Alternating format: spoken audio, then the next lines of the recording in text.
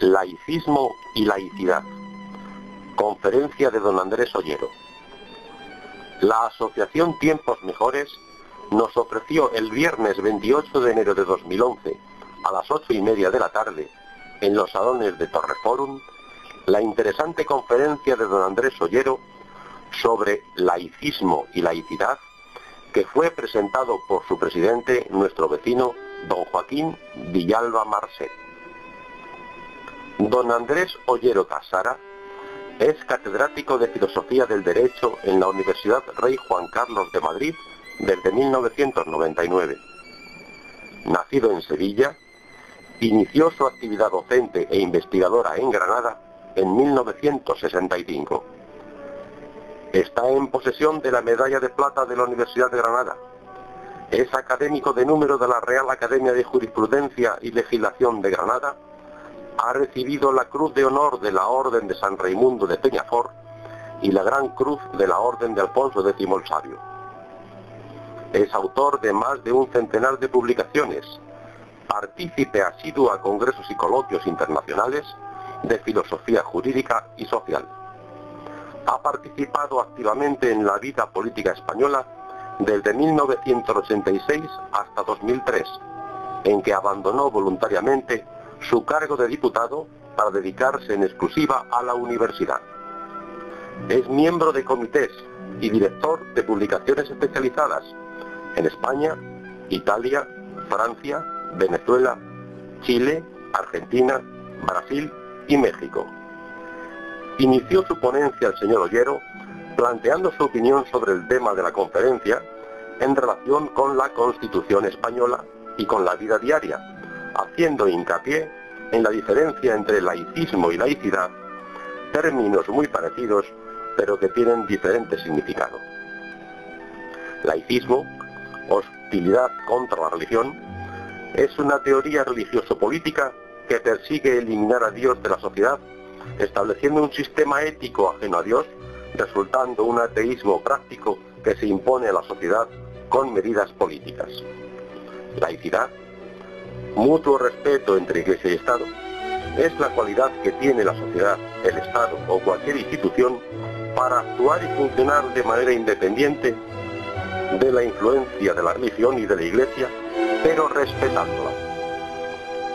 Tras su amplia exposición, se abrió un turno de preguntas que fue utilizado por varios de los asistentes y que sirvieron para conocer la opinión del ponente sobre los temas planteados.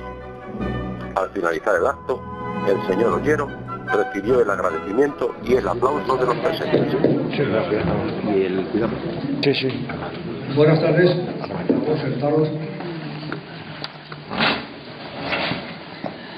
Bueno, gracias en primer lugar por haber venido a esta llamada de Tiempos Mejores para poder oír a don Andrés Ollero. Es para nosotros un gran honor poder tenerle aquí con nosotros esta tarde y voy a hablar un poquito de lo que se ve. Don Andrés Ollero es catedrático en la Universidad del Rey Juan Carlos I y también tuvo en la universidad, se fue muy lejos, yo no sé si era mal estudiante y aquí no lo conseguía, en Rumanía. Allí fue doctor honoris causa. Bueno, tiene una trayectoria cultural grandísima y ha aceptado nuestra invitación, por lo cual estoy contento y quiero que le demos las gracias. Bienvenido y muchas gracias.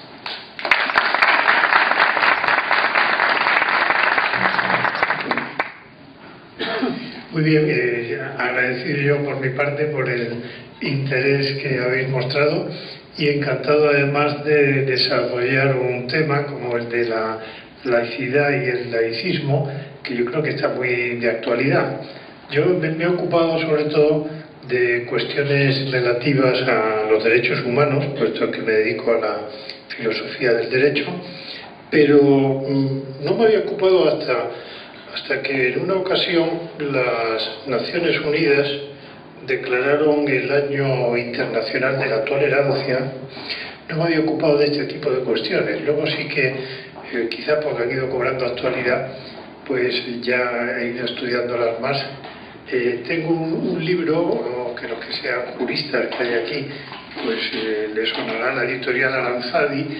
Ahí tengo un libro reciente que se llama Un Estado laico y que es un análisis de toda la jurisprudencia constitucional española sobre la libertad religiosa, que es muy interesante, por cierto, y luego acabo de publicar uno en México que tiene una particularidad, y es que está colgado en la red. Por tanto, los que sean aficionados al asunto, la Universidad Nacional Autónoma de México, que por cierto es una universidad, para entendernos, más bien de izquierdas, pues sin embargo, bueno, yo tengo un buen amigo y es el segundo libro que he publicado allí, y este se titula pues Laicidad y Laicismo, ¿no? Y es un conjunto de trabajos que he ido haciendo sobre esta cuestión. Bueno, entonces, a veces se discute sobre si España es un Estado laico, no es un Estado laico. La verdad es que el término laico pues era un término habitualmente eclesiástico. O sea, en la vida civil el término laico no existía, ¿no? Ha sido recientemente, precisamente como consecuencia, ahora lo veremos, de un cierto impulso laicista, que es otra cosa, cuando de pronto uno se encuentra en una entrevista en El País Semanal en donde hablan del defensor del pueblo del País Vasco, que tiene un nombre vasco que a lo mejor digo mal, Lagarteco o algo así, y dicen que es homosexual y laico. Entonces, bueno, unas cosas un poco llamativas, esto de ser laico. Recuerdo una anécdota, yo soy sevillano, que no se me nota nada hablando, y soy hermano de una cofradía, la de mi familia, la de siempre, fue mi padre hermano mayor, etc. Y me invitaron a dar una conferencia sobre otra de las cuestiones que manejo más últimamente. Hoy mismo acabo de dar una clase en el Colegio de Médicos sobre un máster de bioética y bioderecho que codirijo. Y di allí una intervención, me habían invitado en la hermandad sobre bioética. Entonces empezó el coloquio y lo primero que me preguntaron es que qué diferencia había entre la bioética cristiana y la bioética laica. Y a mí me sorprendió un poco porque mi respuesta fue, bueno, primero, yo no tengo noticias de que exista una bioética cristiana, porque el catolicismo lo que hace es asumir y hacer propia la ley natural. Y la ley natural, por definición, es algo accesible a la razón. Por tanto, no hace falta tener fe para saber que no hay que matar a otro, ¿no? Eso es un asunto bastante elemental, ¿no? Por tanto, yo no sé que haya una bioética cristiana, vamos. Hay pues una bioética que deriva de la ley natural y que el catolicismo hace propia. Y en cuanto a bioética laica, para laico yo. O sea, esa idea de que el laico es el que no cree, eso me parece que es un desenfoque, cuando el término, ya digo, de donde venía precisamente, era del ambiente eclesiástico, donde se distinguía entre los curas y los laicos. Era el único sitio donde se hablaba de eso. Bien, entonces, ¿España es un Estado laico o no? Entonces, ahí es donde hay que distinguir entre qué es la laicidad y qué es el laicismo. Vamos a empezar por el laicismo, que yo creo que es lo más fácil. El laicismo fundamentalmente lo que pretende y lo que propone es una separación tajante entre los poderes públicos, el Estado por tanto, y cualquier elemento religioso, una especie de no contaminación, ¿no? Hay países donde esto forma parte un poco de su historia y de su identidad, por ejemplo Francia, ¿no? Porque en Francia la Revolución Francesa se hace pues contra la monarquía, contra la nobleza, contra la Iglesia, lo que era el antiguo régimen, los estamentos feudales, ¿no? Bueno, entonces claro, pretender que Francia sea monárquica, pues a estas alturas es un asunto, creo que hay un pretendiente al trono, pero vamos, para salir en el Ola, no creo que la cosa llegue a mayores, y claro, pues en Francia los republicanos se identifican con el laicismo, aunque ya Sarkozy, que es hombre inteligente, pues teniendo en cuenta cómo está cambiando el panorama y que tiene una buena parte de la población pues que vive la religión de una manera más peculiar, como es el caso islámico, pues ya está intentando ver cómo organiza eso, porque si no es complicado. En nuestro caso, evidentemente, no es ese en modo alguno, ¿no? Es curioso que, como sabéis, ha habido ahora un recurso ante el Tribunal Europeo de Derechos Humanos que tiene que ver con esto de la laicidad, porque una ciudadana de origen finlandés, Launsi, en Italia, se ha considerado agraviada porque había un crucifijo en una escuela. Entonces, pues recurrió al Tribunal de Derechos Humanos de Estrasburgo y la sala que analizó el asunto condenó a Italia entendiendo que había vulnerado el ámbito de la privacidad, ya se habían impuesto unas convicciones a estos ciudadanos, etc. Y una sentencia por unanimidad, la sala. El gobierno italiano, cosa que otros gobiernos no hubieran hecho, el gobierno italiano ha recurrido esa sentencia ante la gran sala, que es el pleno del tribunal. La noticia que yo tengo de alguien que ha sido español, que ha sido magistrado allí, es que todo parece indicar que van a anular la sentencia en cuestión, y ha habido 21 países que han apoyado a Italia en ese recurso. Y no solo países pequeños que habitualmente suelen suscribir esa postura, como San Marino o Malta, sino Rusia, por ejemplo, ha apoyado esa postura, otros países del este, porque en esos países lo religioso se considera un elemento ya en la sociedad que hay que tener en cuenta, ¿no? Y que por tanto no cabe ignorar, ¿no? Bien, ¿qué es lo que dice nuestra Constitución? O sea, el laicismo pretende separación tajante entre los poderes públicos y cualquier fenómeno religioso, en el fondo porque se parte de la idea de que la religión no es algo positivo. No voy a decir que es algo negativo, aunque en fin, cada cual puede entenderlo. No es algo positivo. Y por tanto, en el fondo se establece una cierta tolerancia sobre lo religioso. Aquí hay un asunto importante, ¿no? Y es la diferencia entre la tolerancia y la justicia. Son dos cosas totalmente distintas y que conviene eso tenerlo claro. Porque a veces hay quien presume de tolerante regalando derechos como quien tira caramelos, ¿no? La tolerancia no tiene nada que ver con los derechos, nada. O sea, los derechos tienen que ver con la justicia. La justicia le da a cada uno lo suyo, aquello a lo que uno tiene derecho. La tolerancia le da a alguien lo que no es suyo. Alguien que está equivocado se le tolera pues, por su dignidad y tal, aunque lo que usted dice es manifiestamente erróneo, muy bien, usted tiene derecho a decirlo, o sea, bien. O por ejemplo, aunque su conducta es rechazable, hombre, usted tiene una dignidad que me lleva a mí, bueno, a tolerar esa conducta, ¿no? Pero habitualmente la tolerancia se aplica siempre a esos elementos de ese tipo. Hay quien decía un poco sarcásticamente tolerancia, hombre, para eso hay casas. Y, bueno, más o menos nos aclaramos de por dónde va la cosa, ¿no? Entonces, los derechos tienen que ver con la justicia, no tienen, por tanto, ninguna relación. Yo a mis alumnos les suelo decir que, en consecuencia, yo como creyente no tolero que me toleren. O sea, yo exijo mi derecho fundamental, artículo 16, a la libertad religiosa. O sea que de tolerancia nada. Y ahora veremos en qué términos está ese derecho en nuestra Constitución, ¿no? Por tanto, esto no es un problema de tolerancia, es un problema de justicia. Y los problemas de justicia no hay que negociarlos. O sea, los derechos se exigen y hay que reconocerlos. Por ejemplo, el famoso velo islámico, ¿no? Una chica que quiere entrar con el velo islámico en una escuela tiene derecho a llevar el velo islámico. Por tanto, no tiene ningún sentido que se proponga que en esa escuela se reúna el consejo escolar para decidir si lleva el velo o no lleva el velo. No, los derechos no dependen del consejo escolar. O sea que, no, es que dice el reglamento de orden interno que no se pueden llevar gorras o que hay un uniforme. El velo no es una gorra.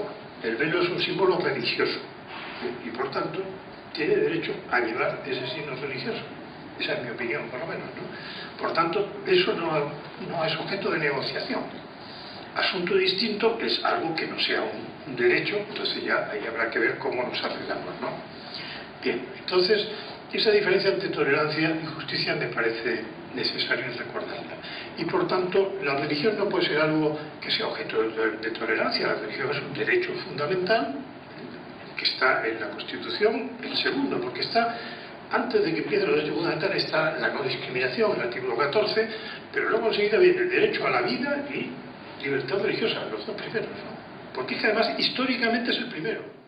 Históricamente la vivencia de los derechos humanos y de la doctrina de los derechos humanos está vinculada a, precisamente, en buena medida, a los padres fundadores de los Estados Unidos, que tienen que emigrar por razones religiosas, porque están siendo perseguidos por sus ideas religiosas y buscan un nuevo país donde se pueda ser libre ideológicamente y religiosamente, ¿no? Por eso, para los norteamericanos, la religión forma parte fundamental de su vida pública. Los norteamericanos tienen en estos momentos, como es bien sabido, un presidente de color. Lo que no han tenido que se sepa es un presidente que se declare ateo, porque eso es un asunto que para un norteamericano es una cosa muy clara, ¿no? O sea, allí cada cual es de la religión que le parece, y a veces buscan religión la que esté más cerca de su casa. Bueno, eso es otra manera de entender la cosa, pero en todo caso lo que no se les ocurre es presentarse como una persona que no tiene religión de chocante en esa cultura, ¿no? O sea, cada uno tiene la suya. Bien, ¿qué dice nuestra Constitución? Artículo 16, que tiene 3 epígrafes, y luego el artículo 27, que tiene un tercer epígrafe que tiene que ver con la enseñanza de la religión en la escuela. Y ya hablaremos también de eso. Artículo 16. Primero, se reconoce la libertad ideológica, religiosa y de culto. Bueno, para empezar, ahí hay una primera equiparación interesante: libertad ideológica y religiosa, lo cual conviene acordarse de eso, porque a veces se utilizan para, como consecuencia de una actitud que no reconoce el derecho a la libertad religiosa, se utiliza una diversa medida para el ideológico y para lo religioso. Por ejemplo, yo oigo a veces decir, es que en España no hay igualdad religiosa. Bueno, yo no oigo a nadie decir, es que en España no hay igualdad ideológica. Porque si alguien dice, en España no hay igualdad ideológica, la gente dirá, afortunadamente, ¿no? Eso lo faltaría, ¿no? Hay pluralismo, cada uno piensa lo que le da la gana y en la medida en que quiera, y por tanto al final contamos, y hay más que piensan así y menos que piensan de otra manera, ¿no? O sea, yo no creo que nadie se queje de que el PSOE saque más votos de Izquierda Unida, ¿no? Ahí cada cual se organiza como le parece, debe ser un vecino, esto hay que arreglarlo un poco, hay que equipararlo, ¿no? En absoluto, ¿no? Por tanto, igual en la religión, o sea que si hay una confesión religiosa que es mayoritaria, pues es mayoritaria. Y como veremos, nuestra Constitución reconoce que así ocurre en España, por razones históricas y culturales bien conocidas por todo el mundo. Por tanto, libertad ideológica y religiosa y de culto de los individuos y de los grupos en que se integran esos individuos, lo cual ya descarta el planteamiento laicista, según el cual la religión es un asunto privado, y por tanto en el espacio público no tiene sentido que esté presente nada de tipo religioso.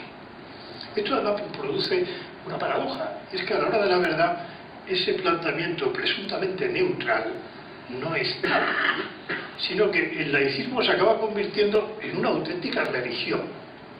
O sea, solo considerando lo público, que además es una especie de asunto casi hegeliano, ¿no? Lo público. Solo considerando lo público como algo prácticamente religioso, se entiende como una profanación que haya una capilla en una facultad de una universidad pública, como la mía, donde hay una capilla y no pasa nada, ¿no? Pero en otras sí que pasa, por lo visto, ¿no? Y solo si usted entiende que lo público es una especie de cosa religiosa, entiende que es necesario purificar una esquina de la facultad porque ha habido una capilla allí. ¡Qué horror!, ¿no? Es un asunto un poco ridículo, ¿no? Por otra parte, nada nuevo, porque Augusto Comte, al que yo he estudiado, pues ya llegó incluso a construir un santoral positivista, ¿no? Con su calendario y tal. Y todos recordamos el culto a la diosa razón después de la Revolución Francesa. O sea que a la hora de la verdad la presunta neutralidad se convierte en una religión alternativa prácticamente, ¿no? En todo caso, lo de la religión en casa queda descartado. A veces en broma suelo decir, y en esos libros que he citado aparece, que hemos mejorado porque desde algún punto de vista bien conocido la religión era el opio del pueblo y como consecuencia había que perseguirla, ¿no? Como la droga, ¿no? Ahora ya hemos mejorado. Ahora la religión es el tabaco del pueblo. Fume usted poquito y en su casa, pero en los espacios públicos nadie de humo porque somos fumadores pasivos, ¿no? Entonces ahí con un cuidado enorme, no vaya a ser que a uno se le escape algo, ¿no? En mi facultad ayer se ha terminado un ciclo de conferencias, de 5 conferencias, que ha ido dando el capellán de la facultad con un profesor, ¿no? Para demostrar que el capellán pues es un señor tan razonable como el profesor, ¿no? Y que esto de la religión no es una cosa estratosférica, ¿no? Entonces, bueno, pues, la primera conferencia, por cierto, que era sobre el sentido de la vida, intervino el capellán y un buen amigo mío, Manel Silva, que ha sido diputado de CIU, porque yo he sido diputado 17 años, no de CIU precisamente, pero y Manel Silva, que es de CIU, de Unión en concreto, de la parte democristiana, pues estuvo allí hablando del sentido de la vida, contando su vida, y fue realmente bastante espectacular, ¿no? Bueno, pues eso yo creo que es interesante, el que la religión se convierta en algo normal en una universidad, porque es una de las cosas que hoy día en la sociedad, lo mismo que el deporte es normal en la universidad, o lo mismo que la cultura es normal en la universidad. Son elementos del desarrollo de la personalidad humana que en un Estado democrático deben encontrar libre despliegue y, como es lógico, apoyo de los poderes públicos. Bien, esa libertad religiosa, ideológica y de culto de los individuos y de los grupos en que se integran solo tiene un límite, solo uno, que es el orden público.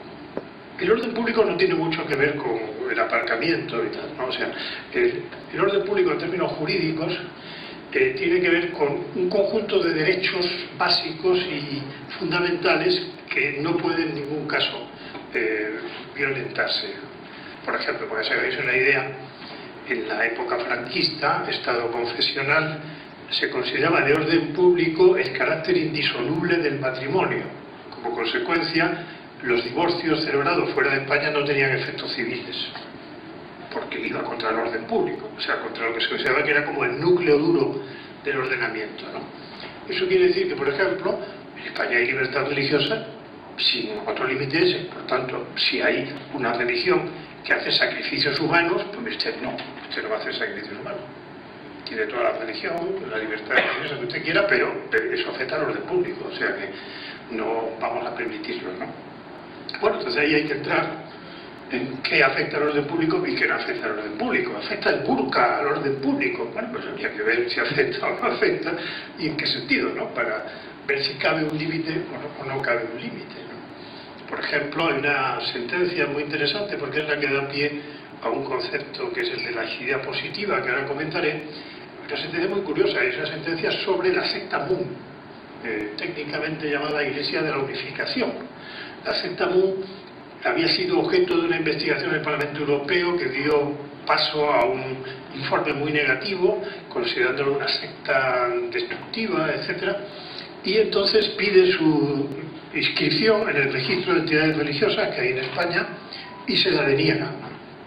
Le deniegan la inscripción y ellos recurren al Tribunal Constitucional. El Tribunal Constitucional dice que hay que inscribirlos, que no se ha probado que tenga ningún carácter destructivo ni de secta, y que por tanto un derecho fundamental, como veíamos antes, un derecho fundamental, mientras que no se pruebe fehacientemente lo contrario, debe prevalecer, y de hecho inscrita está. O sea que ahí surge el concepto ese de laicidad positiva. ¿Qué quiere decir laicidad positiva? Porque laicismo es separación. Laicidad positiva quiere decir dos cosas, ¿no? Una primera, que por lo que se ve hay una laicidad negativa, ¿no? Que es el laicismo.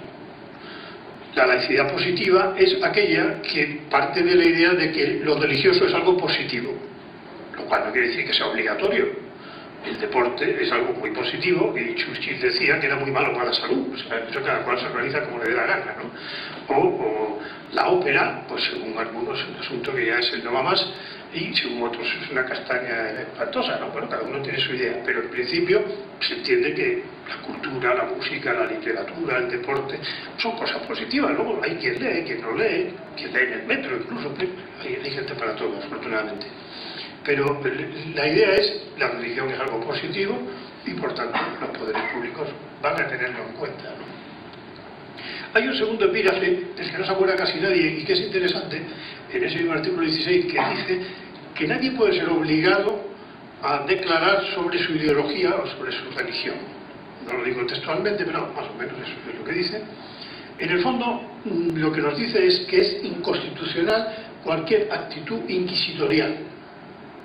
Bueno, y es muy frecuente que haya actitudes inquisitoriales. Es muy frecuente que un señor diga, mire usted, yo defiendo el derecho a la vida del no nacido. Tal. Un momento. Usted lo que pasa es que es católico, ¿no? Entonces, claro, usted pretende aquí, a usted no le importa si yo soy católico o no. O sea, yo argumento en favor de una postura y usted argumente por esa postura, pero no me discrimine por el hecho de que yo sea católico. O sea, evidentemente, en el ámbito democrático, el argumento de autoridad no tiene sentido. Si yo dijera, yo estoy a favor de la vida del no nacido porque lo dice el Papa, pues el señor me diría, bueno, usted que me diga el Papa, te importa un sábado, ¿no? O sea, ¿de acuerdo? Ahora, usted lo que no puede utilizar es el argumento de no autoridad. Hombre, usted dice eso, pero como usted es católico, lo que usted diga a mí no vale nada. ¿Cómo que no vale nada? Yo soy tan ciudadano como usted. O sea, yo argumentaré, en la medida en que mi argumento sea un argumento racional, pues usted lo que tiene que hacer es buscar otro, ¿no? Pero no descalificarme por el hecho de que yo esté vinculado a una confesión religiosa, la que sea. Entonces, hay una afirmación que suele producir gran impacto, y es que no se pueden imponer convicciones a los demás. Y eso se le dice solo a los católicos. Los demás, por esto, no tienen convicciones. Hombre, yo he estado en el Parlamento de 17 años y los que he tenido enfrente, caramba, más convencidos no podían estar, ¿no?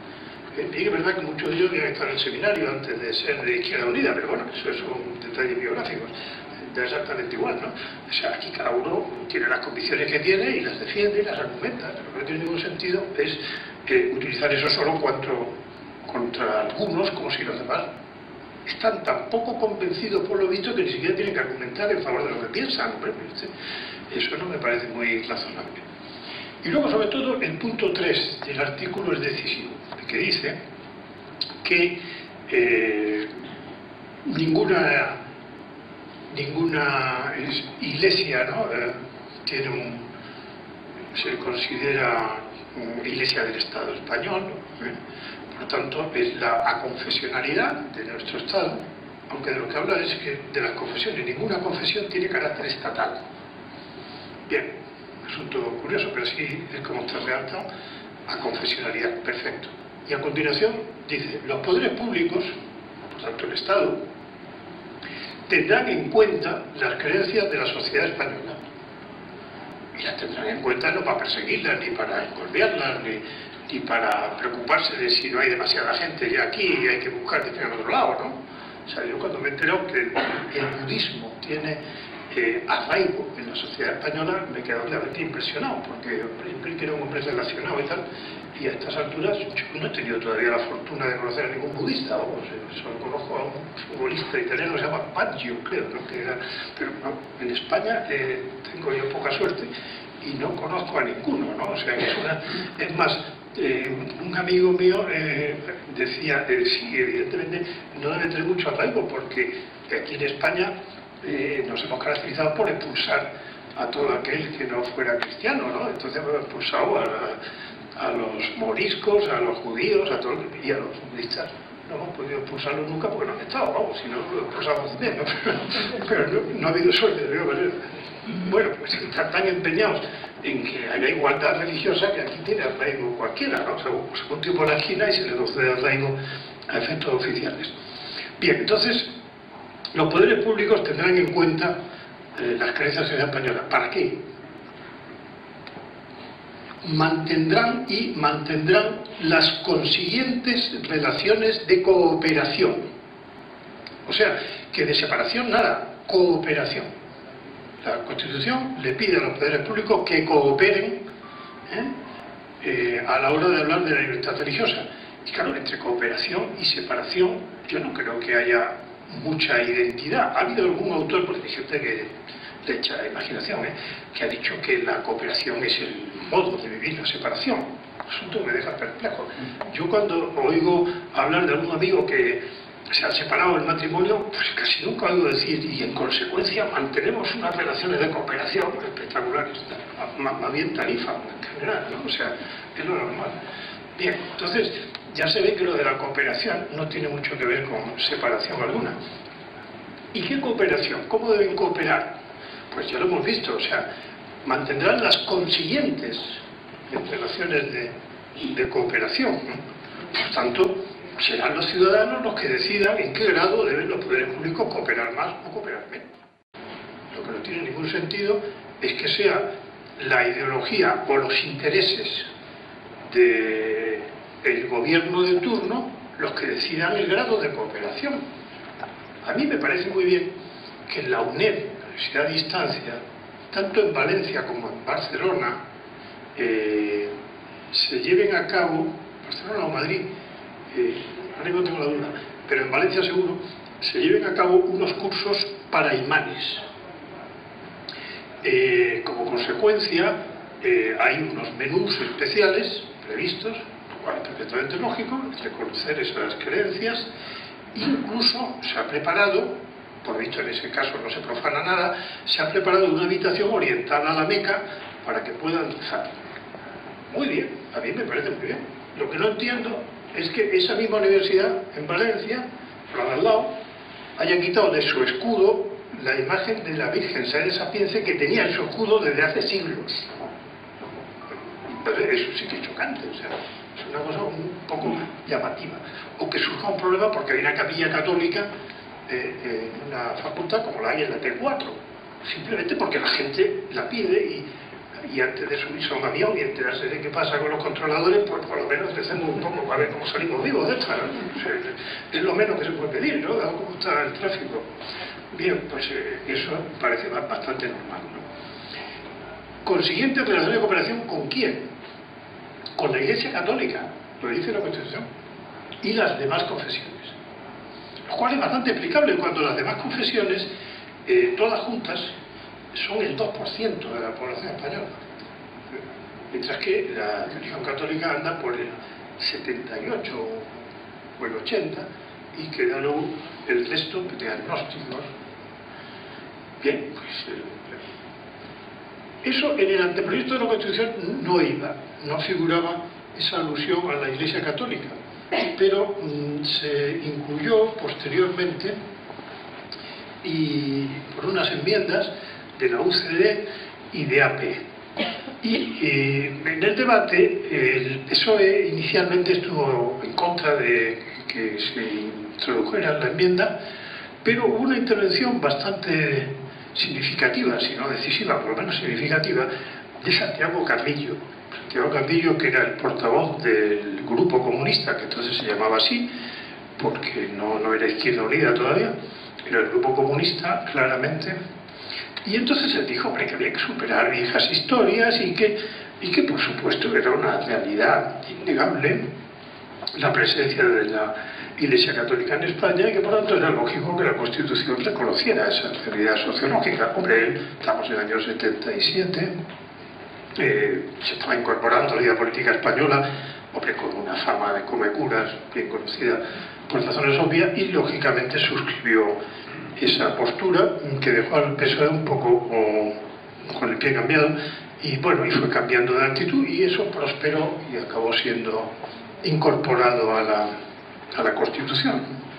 Bueno, entonces está claro que la propia Constitución da por hecho que la cooperación de los poderes públicos con las confesiones religiosas va a ser desigual, puesto que va a depender, va a ser consiguiente a lo que piense la sociedad española. Por lo tanto, si hay una confesión, la que sea, que tiene una mayor acogida, pues lo mismo que pasa con los partidos políticos. Los partidos políticos reciben dinero de los poderes públicos en razón de los votos que sacan.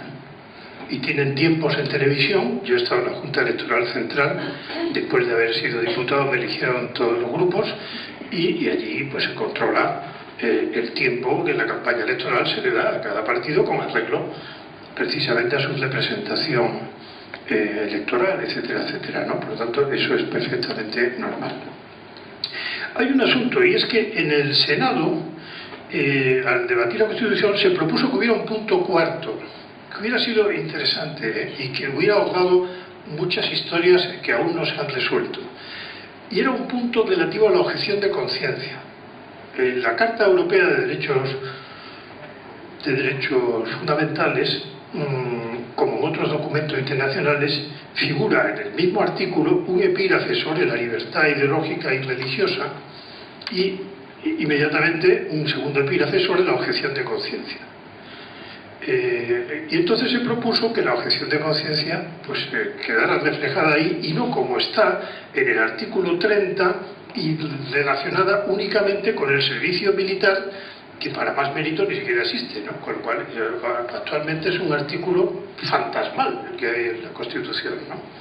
Pero como había habido problemas en el debate en el Congreso, se había llegado mi colega Peces Barba, que era entonces portavoz del Grupo Socialista, se había llegado a levantar de la mesa y romper el consenso con problemas relacionados con el artículo de la educación, que hoy es artículo 27, en el Senado ya no se tocaba ni una coma. O sea, había incluso enmiendas de Camilo José Cela, que era senador real, puramente gramaticales, y algunas prosperaron, pero la mayoría no, porque es que la idea era no volver a tocar esto, porque si no nos peleábamos otra vez y no acabamos nunca, ¿no? Había sido necesario que Alfonso Guerra y Fernando Abril se pusieran de acuerdo y arreglaran aquello mínimamente, con una cierta sensación de aplazamiento, porque en el fondo luego se demostró cómo el PSOE lo que hace a continuación es intentar, una vez aprobada la Constitución, intentar ante el Tribunal Constitucional que determinados aspectos que no habían quedado como les hubiera gustado, fuera el Tribunal Constitucional el que los aceptara. Por ejemplo, que los centros docentes con ideario no tuvieran subvención, o dicho de otra manera, que los centros subvencionados con fondos públicos no pudieran tener ideario, para ser más exactos. Y la sentencia del Tribunal Constitucional no les da la razón. Y a partir de ese momento el asunto funciona con bastante claridad, aunque siempre hay intentos, como ahora con la educación diferenciada y tal, de seguir ahí eso insistiendo. O por ejemplo, un recurso que encabezó el propio Peces Barba como portavoz contra la existencia de el entonces, hoy ya no es un cuerpo, el entonces cuerpo de castrenses católicos, para la asistencia religiosa a las Fuerzas Armadas. Era una ley un poco curiosa porque se refería a las bandas de música, en fin, a elementos relacionados con el ejército, pero no propiamente con el aspecto militar directamente, ¿no?, del servicio a las armas. Y se argumentaba muy laicistamente, se argumentaba que o todos o ninguno, ¿no? O sea que aquí o cada confesión religiosa tiene un castrense o ninguna, ¿no? Por la igualdad, como siempre, ¿no? Pero hubiera sido divertido, porque claro, teniendo en cuenta que hay 3.000 y pico entidades religiosas registradas, pues sí, en los cuarteles podría haber bastante más curas que soldados, ¿no? Tal como está la cosa, ¿no? Pero bueno, el Tribunal Constitucional dijo que no, que era perfectamente normal que en un país donde la mayoría es católica, pues la asistencia a esas personas hubiera unos sacerdotes allí, ¿no?, católicos, y que en todo caso, respecto a la igualdad, que sí se observaba alguna discriminación respecto a otra confesión religiosa, bueno, pues que se planteara el oportuno recurso explicando cuál era la situación, ¿no? De hecho, no se ha presentado ningún recurso ante el Tribunal Constitucional en todos estos años que detectara discriminación respecto a una confesión respecto a otras. Bien, entonces lo de la objeción de conciencia hubiera quedado muy bien ahí como artículo cuarto, como epígrafe cuarto del artículo 16, pero eso ha quedado un poco remitido a los pronunciamientos que va haciendo el Tribunal Constitucional con motivo de la ley del aborto primera.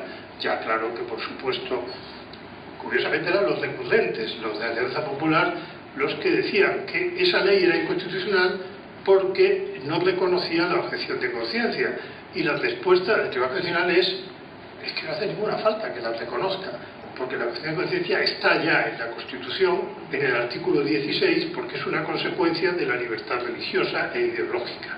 Por tanto, no hace ninguna falta que la ley del aborto hable de eso, ya existe la objeción de conciencia en la Constitución, Por tanto, los que dicen, no, la objeción de conciencia es solamente para el servicio militar, no, eso no es verdad. El Tribunal Constitucional ha dicho claramente lo contrario, ¿no? Es un asunto, y ha dicho claramente también, hombre, que es deseable que el legislador desarrolle el derecho de objeción de conciencia no para que exista, sino para darle plenitud y eficacia. Pero existir existe en la Constitución. Hombre, evidentemente si el legislador lo organiza en cada aspecto, pues bueno, pasa como con el derecho de huelga, ¿no? El legislador propone los servicios mínimos, pero el derecho de huelga no lo crea el legislador. Bien, y luego ya añadiría lo del artículo 27.3 de la Constitución.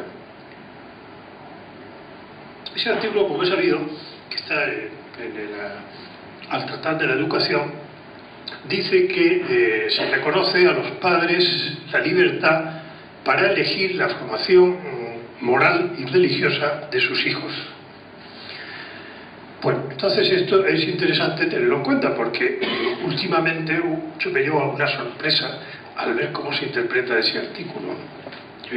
Hasta ahora el problema se planteaba sobre la existencia de la enseñanza de la religión, ¿no? Y a veces se decía falsamente, pero como un modo de impugnarla, que no podía ser obligatoria la enseñanza de la religión. Y de hecho no es obligatoria, no lo ha sido nunca. A nadie se le obliga, a ningún alumno se le obliga a cursar religión. Lo que sí es obligatorio es que en los centros se enseñe religión y luego libremente va el que le da la gana, ¿no? El otro día decía El País que hay una gran preocupación porque desciende el número de alumnos que eligen clase de religión. Bueno, por lo visto en primaria, si no recuerdo mal, era el 86%, o sea que, caramba, no es que sea un porcentaje. Vamos, ya quisiéramos que en las elecciones hubiera ese porcentaje, ¿no? O sea, no sé, la preocupación puede ser que evidentemente los obispos prefieran que haya el 96, pero eso es otra cuestión. Bien, entonces, el problema era si era obligatorio o no la enseñanza religiosa. No es obligatoria. Ahora, sin embargo, se crea una asignatura obligatoria en la cual se abordan clarísimamente cuestiones morales. Por tanto, yo no sé cómo es compatible eso con lo que dice el artículo 27.3. Hemos tenido ahora un caso práctico con motivo de la ley de salud reproductiva, etcétera, en la que se contempla una asignatura obligatoria de educación sexual. Entonces, el Consejo de Estado, que ha hecho un dictamen sobre esa ley, un dictamen realmente curioso, se plantea si eso es o no compatible con el artículo 27.3. Y dice que sí. Y dice que sí con los siguientes argumentos. Primero, porque la educación sexual que se va a dar en los centros se entiende que será una educación científica y objetiva. Hombre, yo creo que sé lo que es la ciencia, ¿no? Y desde luego yo no creo que se pueda dar una educación sexual científica. O sea, yo sé lo que es la anatomía, sé lo que es la fisiología, sí, todo eso lo sé perfectamente, ¿no? Pero se podrá explicar anatómicamente las relaciones sexuales y fisiológicamente, bien, por supuesto. Pero el sentido de una relación sexual, eso científicamente no hay quien lo explique. O sea, eso exige filosofía, antropología, valores, inevitablemente. O sea, científicamente distinguir una relación sexual humana de una relación sexual de determinados primates, pues no debe ser nada fácil. Me parece a mí, vamos, no sé, yo soy de letras, pero me parece a mí que fácil no debe ser, ¿no? Por tanto, pretender que el sentido de la relación sexual y educar es transmitir el sentido de la realidad, no simplemente contarla, pesarla, sino transmitir el sentido de la realidad, eso la ciencia me parece que tiene poco que decir sobre ese particular. Pero luego venía la segunda parte, y es decir, bueno, por otra parte, por supuesto, los padres podrán en su casa completar la formación que sus hijos han recibido. Bueno, pues eso quiere decir que el gran avance de los derechos humanos en España es que los padres de familia pueden en su casa hablar de moral con sus hijos sin que entre la policía. O sea, eso como en Camboya prácticamente. O sea, el asunto, y bueno, es curioso. Yo creí que teníamos un sistema más avanzado, ¿no? Con simplemente el que los padres puedan hablar de moral en su casa sin que tengan muchos problemas, ¿no? Bueno, bien, yo creo que ese asunto tendría que aclararse un poco, porque si no, el 27.3 se va a convertir en papel mojado, ¿no? Hubo un intento de derivarlo hacia los idearios de los centros, pero ya dijo el Tribunal Constitucional que no, que la libertad de los padres no era la libertad de elegir un centro comunitario, era la libertad de la formación moral y religiosa de los hijos en cualquier centro. Por eso la petición se da a los centros públicos, como es lógico también, como fruto de la petición de los padres, ¿no? Por lo tanto, entonces claro, surge lo de la educación para la ciudadanía, que en el fondo tiene que ver, me temo, dado como se ha enfocado, porque indudablemente yo que soy jurista, me doy cuenta, sobre todo leyendo los periódicos, de en qué medida en España no hay un conocimiento de cuáles son nuestras instituciones y de cómo funciona el derecho. Muchas veces se espera de nuestras instituciones lo que no pueden dar. Entonces se las critica no porque hagan mal su función, sino porque no se sabe cuál es su función. O sea, por ejemplo, se pretende que un diputado, yo ya he dejado de serlo por hablar con libertad, es un señor al que se le paga para que esté escuchando conferencias 8 horas al día, lo cual tiene mérito, evidentemente, ¿no? Pues ya lo veis, porque estáis aquí, pues 8 horas así, no veas, ¿no? Bien, no, yo no era diputado para eso. O sea, yo tenía un problema en Granada de una autovía que había que hacer, yo tenía unos problemas que me planteaban los ciudadanos. A mí vino a verme un profesor del que soy ahora muy amigo de él como consecuencia, pues que era hijo de madre viuda de un fogonero del ejército republicano, y ella buscaba una pensión y no se la daban y tal, y yo desde la oposición gestioné eso y se la dieron. Pues para eso están diputados. Claro, si yo estoy 8 horas sentado oyendo conferencias, pues mi amigo ese se queda sin pensión, eso es seguro, ¿no? Porque no tendrá nadie que se ocupe de su problema, ¿no? O por ejemplo se espera que el Tribunal Constitucional explique cuál es la mejor manera de hacer no sé qué. El Tribunal Constitucional no tiene como finalidad explicar la mejor manera de hacer nada. O sea, es el controlador de unos mínimos. Y lo único que hace el Tribunal Constitucional es decir, mire usted, esto está bajo mínimos, por lo tanto, no. Ahora, por encima, usted lo que quiera. O sea, posturas absolutamente contradictorias son constitucionales las dos. No hay una solución más constitucional que otra, no, sino que la Constitución es algo, más bien un control negativo. Es decir, mire usted, es que más debajo de esto ya, no. Ahora, por encima, lo dice usted como le dé la gana, ¿no? Bueno, estas cosas la gente no lo sabe. Bien, sería bueno explicárselas, perfecto. Ahora, si usted se mete en berenjenales claramente de polémicas morales y me dice que neutralmente va a resolver esta cuestión, ¿cómo neutralmente? O sea, entre un señor que dice que hay que respetar la vida del no nacido y otro que dice que la madre puede disponer del no nacido, ¿cuál es la neutralidad? Ninguna, o sea, una cosa u otra. Es que no hay manera de ser neutral en eso.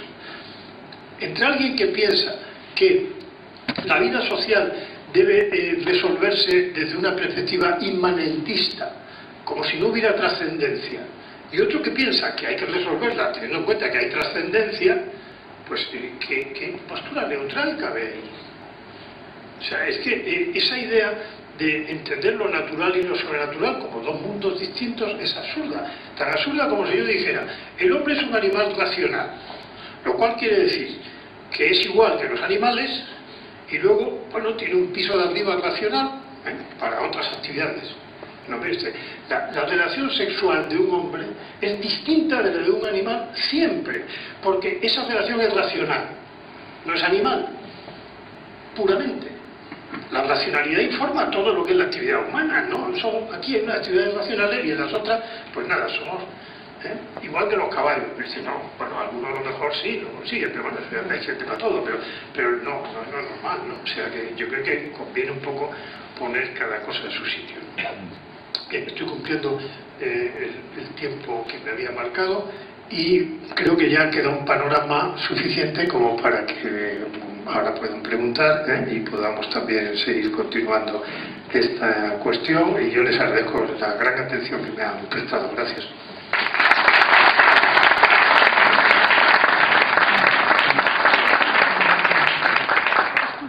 Si quiera preguntar. Sí, en los Estados Unidos ya se dijo que los founding fathers, los padres fundadores, eran protestantes, pero eran cristianos. Y yo no sé hasta qué punto la Constitución de los Estados Unidos habla de Dios.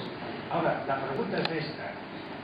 Obama dijo, no me acuerdo, dijo en Egipto que Estados Unidos no es un país cristiano, pero eso no es verdad. ¿Hay alguna forma de agarrarlo por ahí legalmente? Porque es que en los Estados Unidos la gente es muy religiosa, en general, pero declarado eso, ¿hay alguna forma de cogerlo ahí legalmente por eso Bueno, la situación en Estados Unidos es muy peculiar, pero a la vez me parece es muy sensata, porque claro, en el fondo lo que ocurre en Estados Unidos, y eso me parece elemental, es que yo creo que allí hay la convicción de que la religión y la moral social son asuntos de la sociedad, no del Estado. Por tanto, es la sociedad la que organiza eso y establece sus pautas de comportamiento, ¿no? Entonces, en Estados Unidos se da una doble situación. Por un lado, hay una enmienda constitucional en los Estados Unidos que impide que, por ejemplo, que los poderes públicos sostengan económicamente actividades religiosas. Pero luego, sin embargo, como la religión es un asunto de la sociedad y que ningún norteamericano en sus cabales, bueno, alguno habrá, pero bueno, en principio son religiosos todos, pues ellos sostienen sus religiones, ¿no? O sea que eso no hay ningún problema. Aquí, sin embargo, a veces parece como si alguien pensara que ganar unas elecciones da derecho a cambiar el código moral de la sociedad. O sea, es que eso no es así. Eso en Estados Unidos dejaría a la gente boquiabierta, ¿no? O sea, esa especie de despotismo ilustrado de decir, yo me dirijo a una sociedad de analfabetos, víctimas del oscurantismo medieval, y tengo que aprovechar que he ganado para abrirle un cielo de perspectivas luminosas. Esto es una historia que en el siglo XIX tenía su gracia, pero es que estamos en el XXI, Entonces seguir con ese asunto me parece un poco ridículo, ¿no? Porque yo creo que en el fondo el problema no es que se pierda el sentido religioso, es que se pierde el sentido del ridículo, que es más grave, me parece a mí, ¿no? El otro día al Papa se le ocurre en una audiencia de un miércoles hablar del purgatorio. Bueno, entonces habla del purgatorio. Al día siguiente, el diario El País, primera página, el titular de arriba del centro, el Papa se enreda con el purgatorio. Esto es grandioso, eso en Estados Unidos produciría auténtica conmoción. O sea, un señor que le da lecciones de teología al Papa, eso es genial. O sea, y que no es que diga yo paso del purgatorio y eso es el que se lo crea mejor para él. No, le voy a explicar al Papa lo que es el purgatorio para que no se enrede, ¿no? Hombre, por favor, este sentido es ridículo, ¿no? Yo creo que hay cosas que no son muy explicables, ¿no? La respuesta ha sido buena, pero no le has dado lo que él quería, que es cómo se puede cargar a Obama.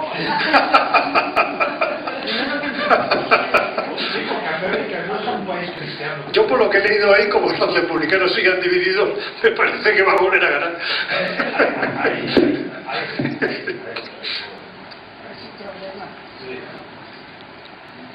¿Alguna pregunta más?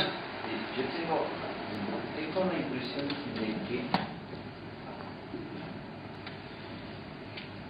tengo la impresión de que se legisla demasiado controlando la vida de los ciudadanos españoles, cosa que antes eso se podía hacer por vía de valores o virtudes, con lo cual da la impresión de que como no saben cómo revitalizar los valores, tienen que controlar los excesos a base de multas. Eso es una digamos una tontería que se me ocurre o de alguna forma tiene un peso jurídico.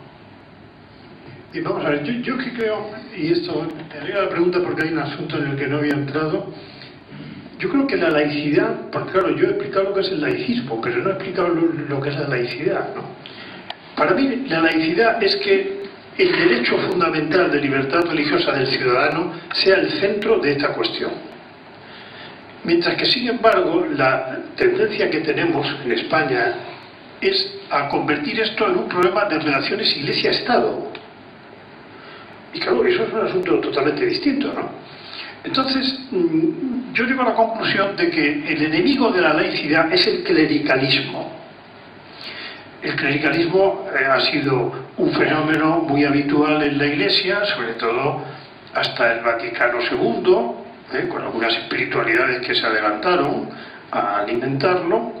El laico aparecía como una ovejita al que pastoreaba el clero, y esto de hecho sigue funcionando así. Primero entre el clero. Yo, por ejemplo, ahora me han encasquetado, porque realmente me he resistido de alguna manera, un pregón de Semana Santa de la Hermandad de los Estudiantes en Madrid. Bueno, entonces, yo soy sevillano, ya lo he dicho, y tengo experiencia de lo mal que se llevan las cofradías con los curas, ¿no? O los curas con las cofradías, para ser más exacto, ¿no? Porque claro, las cofradías son un fenómeno laical donde los haya, ¿no? Y el cura está acostumbrado a mandar y es un lío, ¿no? Acaba la cosa bastante complicada casi siempre, ¿no? Bien.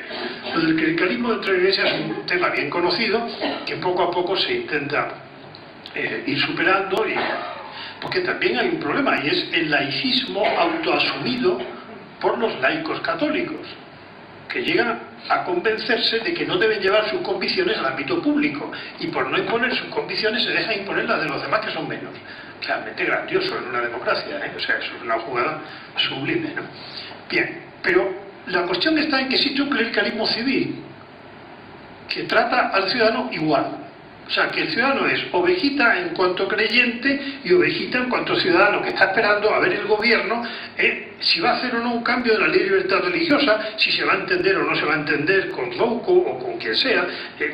Bueno, viste, a mí eso es problema de ustedes. O sea, yo tengo un derecho fundamental a la libertad religiosa, lo cual obliga por un lado a la Iglesia a darme los sacramentos y ayudarme a la salvación de mi alma. Y a usted está dado que yo pueda ejercer mi derecho, teniendo en cuenta mis creencias y cooperando con la confesión a la que me he apuntado. Punto. Y déjenme en paz. O sea, a mí sus problemas me traen sin cuidado. Aquí lo importante son los míos, ¿no? Entonces, en el fondo, lo que yo creo que ocurre en España es la dificultad de convivir el legítimo poder político con la autoridad moral que a la Iglesia le dan los ciudadanos. Porque la autoridad moral te la dan, no la impones. Porque claro, cuando a John Rawls, un norteamericano bien conocido, le preguntan por el papel del magisterio eclesiástico en una sociedad liberal, pues tiene una respuesta muy simple. Fíjate, el que hace caso al magisterio porque quiere, es su problema, ¿no? Por tanto, pues es un ejercicio de la libertad como otro cualquiera. ¿Quién le obliga a seguir al magisterio? Nadie. Es así de simple la cuestión. Entonces, aquí parece que tiene que estar todo unido y que el que ha ganado las elecciones es el que tiene que tener autoridad moral. Claro, la Iglesia aparece como la Iglesia católica, por su dimensión en España, aparece como una especie de rival intruso que no ha pasado por las urnas y que le discute el poder. No le discute el poder. Simplemente ve su autoridad moral reconocida. Y lógicamente va a decir lo que ella piensa. O sea, ¿qué otra cosa va a decir? Si no, perdería autoridad moral. O sea, como está pasando a otras confesiones religiosas, que por intentar adecuarse a la sociedad y no sé qué, lo único que consiguen es que no se las tomen en serio, porque nosotros, es lo que decía una anécdota sevillana, ¿no?, de los viejos tiempos, en la que intentan convencer a uno de que se haga protestante y dice, yo creo en la religión católica, que es la verdadera, como voy a querer la suya, ¿no? Entonces, pues yo creo que esto es un poco la cuestión. O sea que sí, hay una especie de... Es que claro, cuando alguien no tiene fe es bastante fácil que todo lo interprete como poder. Y por tanto la autoridad moral de la Iglesia la interpreta como poder. Y siente por tanto ahí una especie de incompatibilidad. Ahora, también es verdad que de vez en cuando los obispos, hace poco me ocurrió con uno y se lo dije, los obispos a veces se despachan también con determinadas cuestiones y yo creo que hay que tener cierta delicadeza. Por ejemplo, un obispo que por cierto habla extraordinariamente bien y sabe filosofía por un tubo, tuvo una intervención con un grupo de profesionales de bastante nivel y espectacular y muy interesante. Y en un momento dado, pues no sé por qué, de pronto dice, bueno, pues claro, el Parlamento se equivoca y tal y cual. Por supuesto, sí, el Parlamento se equivoca. Pero ya luego le pone, le digo, el Parlamento tiene derecho a equivocarse. Otra cuestión es cómo debe reaccionar un cristiano cuando se equivoca el Parlamento. Y eso ya es un problema de usted. O sea, pero al Parlamento dejémoslo en paz. Primero, porque al Parlamento le importa un trabajo lo que diga el obispo. Y segundo, porque el que se desprestigia es el obispo, que parece que se ha tirado al monte, ¿no? O sea, cada uno en su sitio. O sea, los poderes políticos en una democracia como la nuestra son legítimos. Y por tanto, antes se decía que el Parlamento inglés puede hacer todo pero convertir un hombre en mujer. Ahora ni siquiera eso. O sea, ya lo sabemos. Por tanto, no hay límite de orden público prácticamente. Y todo cabe. Pues esto es lo que hay. Ahora usted lo que tiene que procurar es dar formación al ciudadano de manera que acabe votando razonablemente, y el político, como lo que busca lógicamente es el apoyo electoral, si se da cuenta que haciendo determinadas machadas pues pierde votos, pues la dejará de hacer, ¿no? Vamos a ver, dentro de lo que nos ha estado planteando, yo creo que para muchos algunos de nosotros tenemos la idea de que existe un programa detrás de un llamado Proyecto Zapatero, en el que la religión, la tradición, la iglesia, la familia son enemigos a batir. En su opinión, ¿piensa que existe un programa que subyace detrás de todo un planteamiento político que luego se va convirtiendo en leyes que al final nos afectan? Hombre, yo creo que eso es lo normal, ¿no? O sea, lo normal es que lo normal es que un gobierno tenga un programa. Sí, pero otra cosa que a uno le guste o no, o que se meta en cuestiones donde, como he dicho antes, en un Estado democrático no es muy normal que el gobierno se meta en determinadas cuestiones porque se respeta el ámbito que corresponde a la sociedad. En el libro este que está colgado en la web de la UNAM, de la Universidad Nacional Autónoma de México, la Universidad de Laicismo, ahí tengo un artículo que es una conferencia de hace bastantes años que se titula La apropiación de lo público por el Estado. O sea, lo público no es del Estado. Y sin embargo, los que tengan alguna relación con el derecho administrativo sabrán que se identifica siempre el sector público, que es el Estado, lo público es el Estado. Eso es fruto un fruto napoleónico, ¿no? De determinada concepción francesa de la cuestión. Pero eso no tiene pie ni cabeza. Lo público es de la sociedad. Por tanto, un centro docente de iniciativa social es un centro público, porque claro que el público se está abierto al público. ¿Cómo no va a ser público? Luego habrá un centro estatal, ¿no? Bien, de acuerdo, estupendo, debe haberlos, bien. Pero esa idea de que lo público es del Estado es lo que no creo yo que... Ahora, que el gobierno tenga un programa, a mí me parece muy bien. Es más, dentro del PP al que pertenezco, una de las críticas que hay es que a veces parece que no tenemos programa, ¿no? Y que ganan las elecciones los otros, montan su programa y no dejan títere con cabeza, gana el PP y le hace así un poco de maquillaje, ¿no? Habrá que tener un programa, ¿no? Ahora, evidentemente será un programa que respete el ámbito de la sociedad, por tanto será más liberal, seguramente, y no se meterá en historias ni se meterá en la cama de la gente a ver qué hace o dejan de hacer, ¿no? Ahí cada cual haga lo que quiera, ¿no? En la situación que has descrita, que no es muy favorable para los cristianos en España, parece ahora, ¿no crees que puede tener mucha culpa la tibieza en su actitud de ese 86% de los católicos españoles? Un 86% de un país no es capaz de cambiar cosas como las que están planteando ahora. Yo en el libro este que publiqué en Aranzadi lo termino diciendo más o menos lo siguiente, y es que lo que no puede pretender la Iglesia Católica es que un gobierno, el que sea, este u otro, le brinde los laicos que no tiene. Porque dentro de la Iglesia hay un déficit de laicidad espectacular, que no se debe solo al clericalismo, que con frecuencia por inercia aún hay en el ámbito de la jerarquía y de los sacerdotes, ¿no? Que yo creo que eso va cambiando, evidentemente, y a lo mejor cambia menos esa convicción del laico de que él tiene un papel que cumplir tanto en la Iglesia como en la sociedad.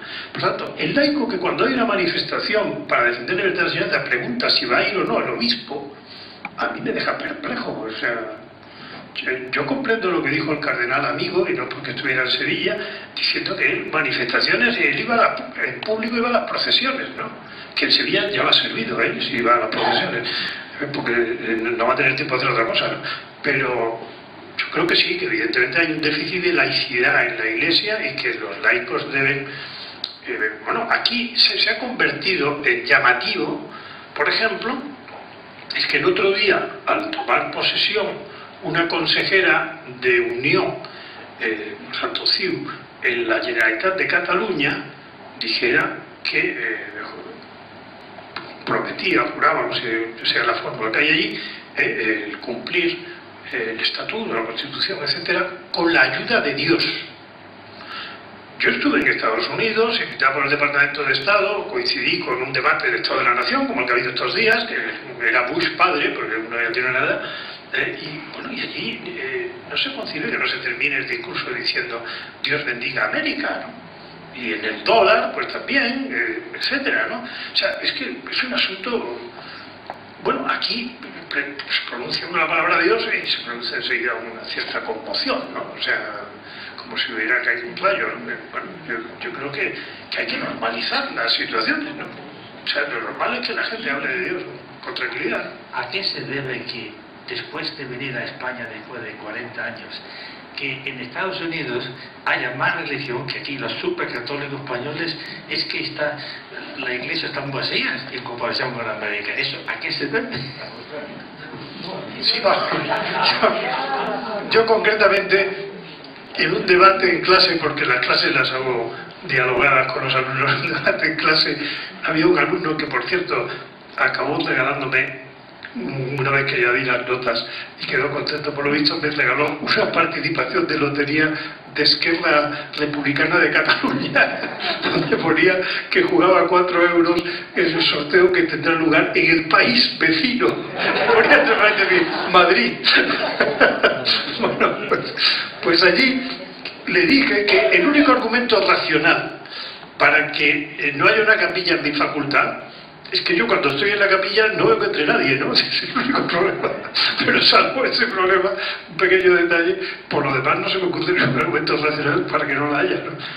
Bueno, yo creo que son modos distintos también los de enfocar las cosas en Estados Unidos y aquí, ¿no? Para bien y para mal según los casos, pero sí, yo creo que indudablemente aquí el laico, los laicos, porque lo de la laica suena realmente mal, pero vamos, me parece obligado, pero recuerda lo del Sputnik, pero debería cobrar conciencia de su papel. Y la verdad, mi experiencia como diputado tantos años, entre los diputados hay más convicción de lo que se piensa y más intento de hacerlas valer de lo que se piensa, O sea que, bueno, Jaime Mayor Oreja actualmente, por ejemplo, pero otros también, ¿no? Gabriel Cisneros, que ya falleció, Jaime Ignacio Burgo, que ya no está, por nombrar a los que no están, ¿no? Pues, yo he visto muchos ejemplos de diputados preocupados. Ahora mismo el presidente de una Federación Internacional de Diputados pro vida es un diputado español, Ángel Pintado, de Barbastro. Los políticos son mucho mejores de cómo se los pinta, Dos últimas preguntas, perdón. Bueno, yo quería hablar de Inglaterra. Acaba de ir el Papa a Inglaterra y parece ser que ha sido un éxito muy grande. Entonces, aquí tenían, son clericales oficialmente, porque son oficialmente anglicanos, ¿no? Y la reina pues tiene un papel especial en ese sentido. Entonces, con la venida del Papa van a ser más laicos o menos. Será mejor, evidentemente ha sido positivo, pero ¿cómo se va a modificar de alguna manera el pensamiento del ciudadano inglés en relación con la religión, que para ellos tiene una importancia muy grande? Bien, es que yo vuelvo a lo que comentamos antes. Todo eso es un problema cultural y es un problema que se resuelve en el seno de la sociedad, ¿no? O sea que es un cambio cultural que se tiene que ir produciendo y que de hecho se va produciendo. De acuerdo que la reina es la cabeza de la Iglesia de Inglaterra. Yo no sé eso qué traducción práctica tiene más allá de lo puramente litúrgico, diríamos, ¿no? No creo que eso tenga mayor alcance. Ahora, indudablemente yo creo que se irá cambiando la mentalidad, ¿no? En la sociedad inglesa, y de hecho se va cambiando, y por ejemplo la beatificación de Newman también ha sido muy significativa. Todo este proceso que ya ha empezado, ya se ha nombrado al primer ordinario del ordinariato de los anglicanos que vuelven a la Iglesia Católica. Yo creo que es todo un proceso lento, porque los procesos culturales no se hacen en 2 días, ¿no? Pero ahora, en todo caso, lo que tampoco hay es no es fácil comparar un país con otro, porque las culturas son distintas, ¿no? No es lo mismo Estados Unidos que España o que Inglaterra, cada uno es cada uno, Francia, no digamos, ¿no? O sea que en eso no cabe tampoco comparaciones muy simples, ¿no? Pero indudablemente yo creo que la presencia de lo católico en Inglaterra es totalmente distinta a la que había cuando se convierte Newman, que prácticamente un católico no podía estar en Oxford, ¿no? En la universidad, ¿no? Eso ya hoy día cambia, ¿no? Me preocupa un tema y es ¿qué piensa usted sobre el hecho de que el exceso de normas legales puedan llegar a crear una moralidad legal que sustituya a esa moral que personalmente se ha creado tradicionalmente por medios culturales o religiosos, etcétera? Sí, no, eso es un hecho evidentemente, ¿no? Yo en clase, porque yo doy clase de teoría del derecho a los alumnos de primer curso, y una de las cuestiones que planteo es la capacidad normalizadora que tiene el derecho, porque con frecuencia se tiene la idea equivocada de que el derecho es fundamentalmente un elemento represivo, sobre todo el derecho penal, y no es verdad. O sea, para mí la importancia del derecho no está en su capacidad de sancionar o de castigar, sino en su capacidad de establecer qué es lo normal. Entonces, claro, por la vía del Código Penal se cambia el Código Penal, se cambia el Código Moral de la sociedad. O sea que si una determinada conducta en un momento se la considera delito, pues todo el mundo entiende que es una conducta rechazable. Si se la despenaliza, pues ya empieza a considerarla normal y fácilmente se convierte en derecho, porque la gente malentiende, porque no es así, que todo lo no prohibido tenemos derecho a hacerlo, lo cual no es verdad. Hay un ámbito que se llama del actuar lícito, del agere licere, que son cosas que yo puedo hacer o no hacer, pero no tengo derecho a hacerlas. Por ejemplo, yo creo que no tenemos derecho a que haya un crucifijo en una escuela, y creo que nadie tiene derecho a quitarlo. O sea, creo que eso se mueve en el ámbito de la tolerancia y por tanto del entendimiento. Ahí sí que se tiene que reunir el Consejo Escolar en contra de lo que dice la Junta de Andalucía. Ahí sí se tiene que reunir y decidir cómo resuelven eso, si ponen un Belén, si no ponen un Belén, sin más. Ni cabe decir, no, esto es un Estado aconfesional, no se puede poner el Belén, ¿por qué no se va a poner el Belén? O sea, a cuento de lleno. Ahora dependerá un poco en ese aspecto, ¿no? Entonces, por ejemplo, la sentencia del Tribunal Constitucional Español sobre los Grapo, los terroristas que se ponen en huelga de hambre para forzar que los reagrupen en una sola prisión a todos, ahí el Tribunal Constitucional les dice: ustedes no tienen derecho a la muerte, no está prohibido morirse. Es más, parece que no vamos a morir todos. Ahora, derecho a morirse no tienen ustedes. Por tanto, porque tener derecho a algo es tener la posibilidad de poner el ordenamiento jurídico a mi servicio para realizar ese algo. Y eso no tiene nada que ver con que algo no esté prohibido. Usted se puede suicidar si quiere, se va a su casa, deja de comer y adiós, muy buena. Nadie, ya lo descubrirán y punto, y lo enterrarán. Pero derecho a ninguno. El Tribunal Europeo de Estrasburgo, hace unos días, acaba de decir lo mismo a alguien que pretendía tener derecho a la eutanasia. Entonces el Tribunal de Estrasburgo le ha dicho: que si usted se quiere morir es su problema, muérase. Ahora, usted no tiene derecho a que otro le tenga que ayudar, en modo alguno.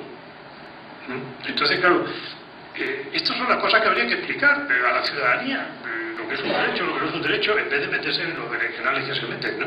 Con una intención que es imponer una moral determinada, clarísimamente, y en el fondo también neutralizar lo que entienden como poder de la Iglesia, que es simplemente autoridad moral de la Iglesia, que la tiene por los ciudadanos se la dan.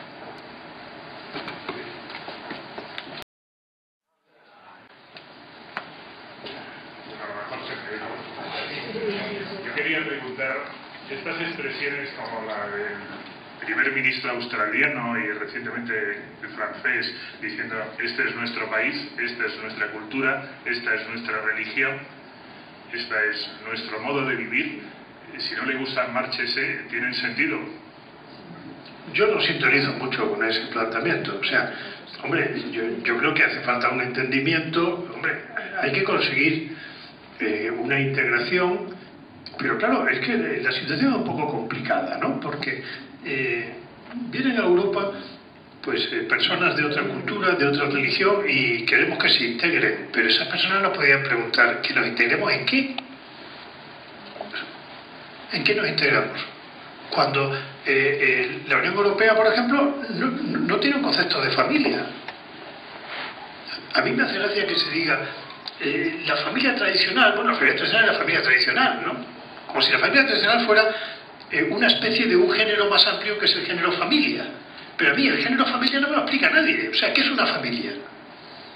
Porque yo sé lo que es la familia tradicional, pero explíqueme qué es la familia para yo aclararme, ¿no? El otro día me decía uno cuando planteaba esto, decía en plan de broma, sí, pues una familia son los que comparten un frigorífico, ¿no? Bueno, bien, bueno, pues entonces ahí cabe todo, los bomberos de Chicago son una familia, pero no sé, yo quisiera saber qué es una familia, sinceramente.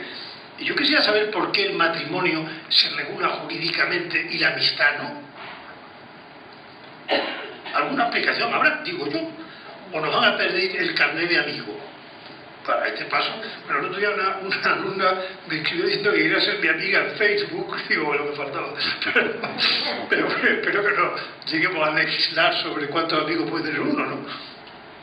Evidentemente, si el matrimonio tiene una dimensión jurídica, es porque tiene una repercusión en la vida social, relacionada con la natalidad, con la educación, con la sociabilidad, mientras que la amistad cada cual se organiza como le dé la gana, ¿no? Ahora, no le dé usted a cuestiones puramente afectivas personales rango público, jurídico, ¿a cuento de qué? De la no discriminación. ¿Qué me cuenta usted? O sea, yo no me considero discriminado como amigo porque usted no me regule, al contrario, como me regule le digo que me explique mi cuenta. O sea que yo creo que no tenemos un modelo en el que se integre nadie. O sea, concretamente, es muy frecuente en la legislación europea que se diga, bueno, pero temas además que suelen ser los temas básicos de una integración social. Esto con arreglo a la legislación de los Estados miembros. Por tanto, cada cual que se organice, ¿no? Cada cual que se organice la familia, cada cual que se organice la objeción de conciencia, cada cual que se organice no sé qué. Bueno, sí, un señor de esto podría decir, no, mire usted, yo estoy puesto a integrar, ¿no? ¿Cómo se integra? O sea, cuando el código moral que impone este gobierno no tiene nada que ver con el de la mayoría de la sociedad. ¿Con quién me integro? ¿Con el gobierno o con la sociedad? O sea, la objeción de conciencia, por ejemplo, es un fenómeno por naturaleza minoritario. ¿Por qué se convierte en mayoritario? Porque se legisla a espaldas de lo que piensa la sociedad, puramente, en una democracia. Hombre, eso es un asunto realmente pintoresco. O sea que yo creo que alguien que quisiera integrarse fácil no lo va a tener, ¿eh? Porque no va a saber cómo. La última pregunta, ¿no? Porque se está haciendo muy tarde. Una pregunta más general. ¿Qué diferencia hay entre secularismo y laicismo, si es que la hay? Bueno, ahora que se habla tanto de... Esto de lo... sí, es una pregunta interesante. Es que, claro, la terminología es un poco complicada, ¿no? El término secularismo es un término más bien italiano. Entonces, claro, yo creo que es fundamental tener claro los conceptos y luego los términos saberlo colocar en el concepto que corresponda, ¿no? Porque, por ejemplo, la traducción que se ha hecho del último libro de Habermas, o el penúltimo, porque acaban de editar otro ahora, que se llama Entre naturalismo y religión, donde Jürgen Habermas, que es hoy día el filósofo político por excelencia, un hombre agnóstico, y dice unas cosas espectaculares sobre cómo en un Estado liberal es contradictorio lo que está ocurriendo, de que los creyentes tengan que traducir sus planteamientos a razonamientos compartibles por los demás y a los agnósticos no se les exija eso. Y él dice que los agnósticos tienen que aprender también a argumentar de manera que no sea excluyente de los creyentes. Eso lo dice un señor que es agnóstico, no lo ha dicho ningún católico, ¿no? Entonces, la traducción que han hecho de Habermas, por ejemplo, claro, traduce literalmente lo que él ha escrito en alemán, que por cierto, la traducción que han hecho del libro del Papa es un insulto al lector. Vamos, yo no he visto una cosa más zarrapastrosa, ¿no? Yo que lo estoy leyendo es que me enfado cada día, ¿no? Bueno, pues a lo que íbamos. Él utiliza el término religioso y secular. Mire usted, yo religioso no soy. Yo soy creyente, pero religiosos son los que lo son. O sea, los frailes, no, yo no soy religioso. Yo soy creyente. Y secular, yo soy secular. O sea, llamar secular a los agnósticos es una cosa un poco pintoresca. O sea, que ahí hay un baile, ¿no? Entonces, los italianos, que además nos condicionan mucho, porque lógicamente el Papa habla con frecuencia en italiano, pues el término secularismo equivale en efecto a laicismo. Pero claro, Por ejemplo, dentro de espiritualidades laicales, San José María Escrivá pues, habla de secularidad para referirse a la laicidad, no al laicismo, ¿no? O sea, es una cuestión en que conviene tener los conceptos claros y saber manejar los términos poniéndolos en su sitio, ¿no? Secularismo en ese aspecto del laicismo. El otro día, en Zenit, que es algo que manejo a diario, venía una intervención de Monseñor Crepaldi hablando de estas cuestiones y la traducción que habían hecho del italiano, traducciones que hacen en el mismo día, de prisa y corriente, que suelen ser manifiestamente mejorables, pues llamaba a la laicidad laicismo, ¿no? Lo cual es un barullo, ¿no? Muchas gracias a todos.